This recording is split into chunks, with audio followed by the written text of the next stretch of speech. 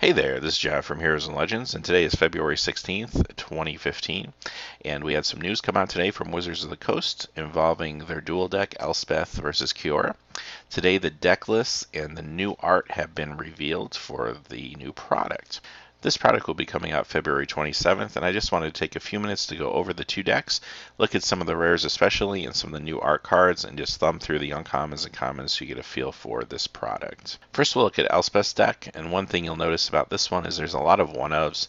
Not unusual for this type of product. You'll see a lot of one-ofs in these dual decks, and these are really geared for new players. However, they've done a good job in the past couple dual decks to include some new art cards that longtime players may want to get their hands on as well.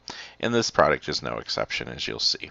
And the first card is Elspeth Sun's Champion. Of course, this is one of the two marquee cards of the set. It has brand new art and will be in foil. Your next rare is Captain of the Watch. Decree of Justice, and this is more of an exciting rare. You get one of these with new art, and this is a card that gets a lot of play in Cube as well as EDH. So a lot of longtime players will want to get their hands on this version with the new art. You get a Dictate of Heliod. You get a Gustcloak Savior, which actually hasn't been reprinted since Onslaught. That's interesting. And your last rare is Precinct Captain from Return to Ravnica. Your first uncommon is Banisher Priest. Get a Dauntless Onslaught, Gustcloak Sentinel, Gustcloak Skirmisher, again from Onslaught. And here's an exciting one, Mother of Runes with new art, and this is amazing art. Mother of Runes is a staple in Legacy. See some vintage play, definitely carries over into Cubes, and this is the type of card that's going to get some longtime players to go out there and buy 4 copies of this product. Very, very good inclusion.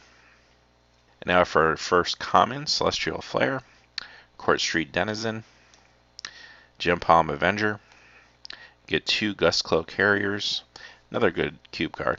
Acacian Javeliers with new art, and this is art that was actually commissioned during this Time Spiral block, but was never used on a card, so this is the first time we've seen a reprint now with the new art since Fallen Empire, so interesting inclusion. Kinsbale Skirmisher, 2 of those. Core Skyfisher, 2 Loxodon Partisan, a Mighty Leap, Mortal's Ardor, Noble Templar, another good cube card, 2 Raise the Alarms, 2 Secluded Steps, a Soul Parry, Standing Troops, 2 Sun Lances, 2 Veteran Armorsmiths, 2 Veteran Swordsmiths, and 22 Planes, and that's going to round out the Elspeth deck. So let's take a look at Kiora's deck. Here's the Kiora, the Crashing Wave, Mythic Rare, and this will be, of course, new art and in foil. The first rare, Inkwell Leviathan, and this is a nice cube card, nice inclusion. Next rare is Plasm Capture, and this was in Dragon's Maze and didn't get a lot of attention in Dragon's Maze, but it's a powerful card. It's pricey. You're paying 2 extra green to play a Mana Drain, but Mana Drain is a swingy card, whether it's for 2 blue or 2 blue and 2 green. So kind of fun that they put it in here. Let players maybe discover this card a little bit. Scourge of Fleets. Simic Skyswallower, another card that's seen a little bit of increase in price, so nice to see a reprint here. Whelming Wave, and that'll be your last rare. We'll get into the uncommons now with Aetherize, Explosive Vegetation, Kiora's Follower, 2 Lore Scale Codals, Nimbus Swimmer, Sealock Monster, and another card with new art, Temple of the False God. Another older card, very nice art with Kiora put into the art. And our last uncommon is Urban Evolution. And our first common is Accumulated Knowledge with new art, and you get a play set of these. Very nice art. 2 copies of Coiling Oracle, 2 Evolving Wilds, 2 copies of Explorer with brand new art,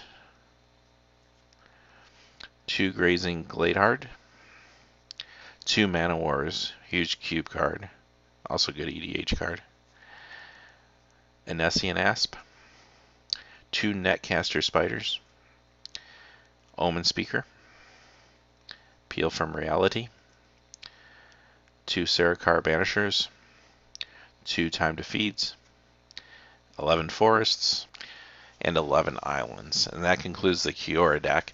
And having looked at both decks, don't really want to make a judgment yet till I have a chance to play them. So come February 27th, I'll do a box opening, try to spend a little time with the decks, and let you all know how I feel about them. I think they did a good job at including some cards that makes them desirable for long-term players, especially players that are into Cube and EDH.